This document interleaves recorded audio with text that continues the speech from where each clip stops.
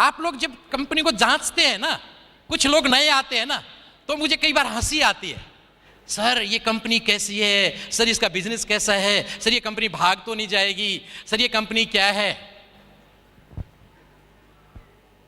मैं इसके बारे में भी बता दूं आप लोगों को।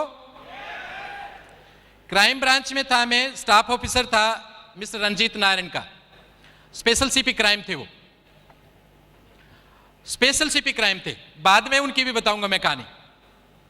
मैंने जब उनको इस कंपनी के बारे में बताया, मेरे प्रोडक्ट यूजर हैं वो, आज भी यूजर हैं, तो उन्होंने कहा, जिस टाइम पे एक वक्त ऐसा आया था कि जब मैं बहुत ज्यादा पागल हो गया था इस सिस्टम के लिए, तो उन्होंने कहा एक काम कर, क्योंकि मैं क्राइम ब्रांच की इकोनॉमिक ऑफेंस सेक्शन में था, जहां पे ऐसी कंपनियों के खिलाफ रोजाना केस रजिस्टर करते हैं।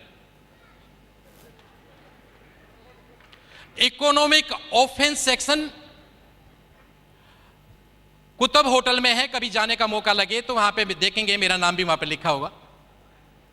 वहां पे मैं ऐसी कंपनियों के, मानसून सेशन में एक विधेयक आया था कि ऐसी कंपनियां जो लोगों का पैसा लेके लूट के भाग जाती हैं, ये सारी की सारी फेक कंपनियां होती है, सारी नेटवर्किंग कंपनियां, उस टाइम पे बहुत बड़ा वो प्रॉब्लम चला था, इनको सबको बंद किया जाए, इनके खिलाफ सर्विलेंस हो, इनके सारे के सारे ए से लेके जेड टोटल पेपर्स को चेक किया जाए। और 297 कंपनियां उस टाइम बंद हुई थी,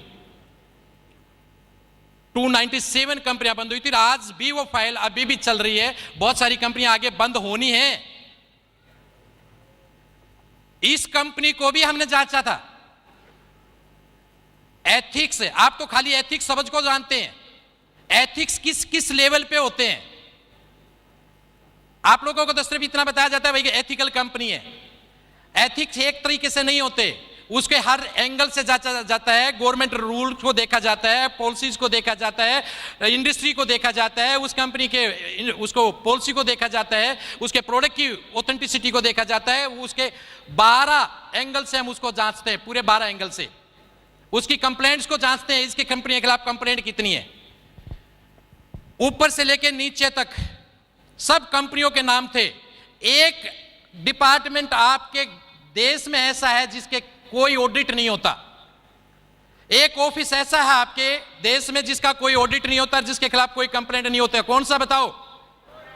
नो नो नो नो, उसका कोई ऑडिट ही नहीं होता, बताइए। नो, राष्ट्रपति भवन।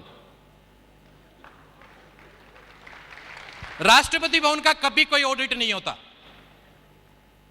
उसके खिलाफ भी कंप्लेंट है, लेकिन एक कंपनी के खिलाफ कंप्लेंट नहीं है, वो है फॉरएवर लिविंग प्रोडक्ट।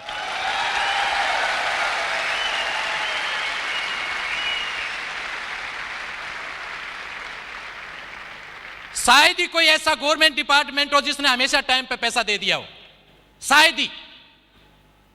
कितना भी ऑथेंटिक डिपार्टमेंट क्यों ना हो, कितना भी सिस्टमेटिकली डिपार्टमेंट क्यों ना हो, लेकिन 2 बार तो पैसा लेट होता ही होता है, 31 मार्च को और 31 सितंबर को फाइनेंशियल क्लोजिंग होता है, 6 मंथली और ईयरली, तो 2 बार तो पैसा लेट होता ही होता है। सैलरी क्या कहते हैं पंकज जी?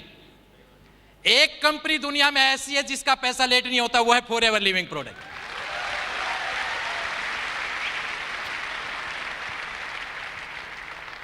क्या क्या सलूट करें हम सर आपको, और फिर आप इस कंपनी में डाउट करते हो। ये आपके दिमाग की कमजोरी है और कुछ भी नहीं है, आप वहां तक सोच भी नहीं सकते जहां तक एफएलपी है।